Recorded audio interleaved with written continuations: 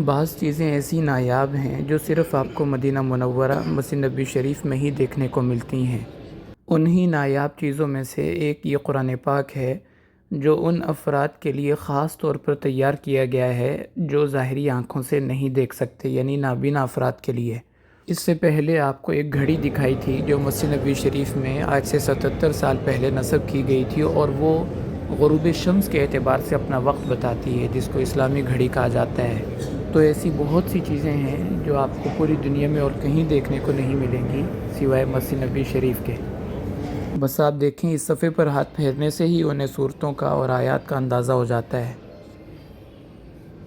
یہ جو صفحہ آپ دیکھ رہے ہیں اس میں صورتوں کی فہرست بنی ہوئی ہے، اور اس سے ان کو یہ اندازہ ہوتا ہے کہ اس حصے میں کون سی صورتیں ہیں۔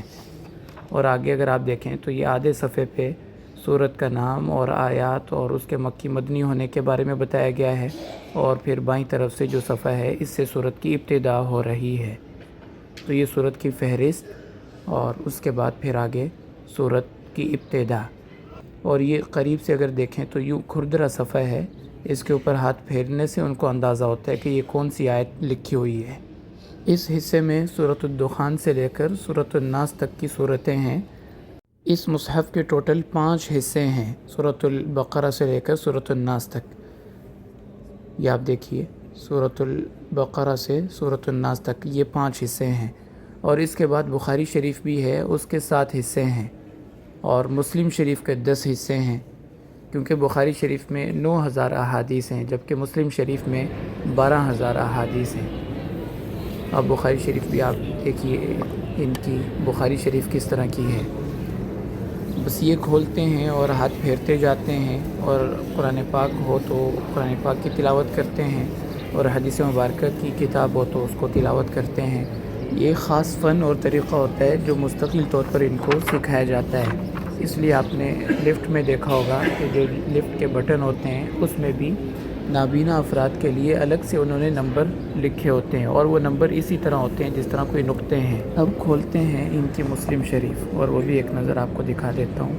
یہ آپ دیکھیے، ہمیں دیکھنے میں یہ بالکل خالی صفحہ لگ رہا ہے، لیکن ان کی یہ مسلم شریف ہے اور اس کے اوپر احادیث رسول لکھی ہوئی ہیں۔ تو یہ اسی طرح قرآن اور حدیث تلاوت کرتے ہیں۔ ان کو دیکھ کر وہ بات یاد آ جاتی ہے جو بچپن میں سنتے تھے کہ قرب قیامت میں ایسا وقت آئے گا کہ لوگ رات کو سوئیں گے اور صبح اٹھیں گے تو قرآن پاک سے تمام نقوش مٹ چکے ہوں گے۔ اب وہ بات صحیح ہے یا نہیں یہ تو اللہ ہی جانتے ہیں، لیکن اس مصحف کو دیکھ کر وہ بات یاد آ جاتی ہے۔ اس کے علاوہ ایک اور چیز جو مجھے اس مصحف سے سمجھ میں آئی وہ یہ کہ جس طرح ہمارے ہاں قرآن پاک کا صفحہ دونوں طرف لکھا ہوتا ہے، لیکن ان کا جو مصحف ہے وہ ایک طرف لکھا ہوا ہے اور دوسری طرف والا صفحہ بالکل سادہ ہے، کیونکہ صفحے کی ایک طرف ابھرے ہوئے نقوش ہیں جیسے کھردرا صفحہ ہوتا ہے، اور دوسری طرف اس کی بالکل خالی سائیڈ ہے، بالکل ملائم ہے، جس سے یہی محسوس ہوتا ہے کہ ایک طرف لکھا ہوا ہے اور دوسری طرف والا صفحہ خالی ہے۔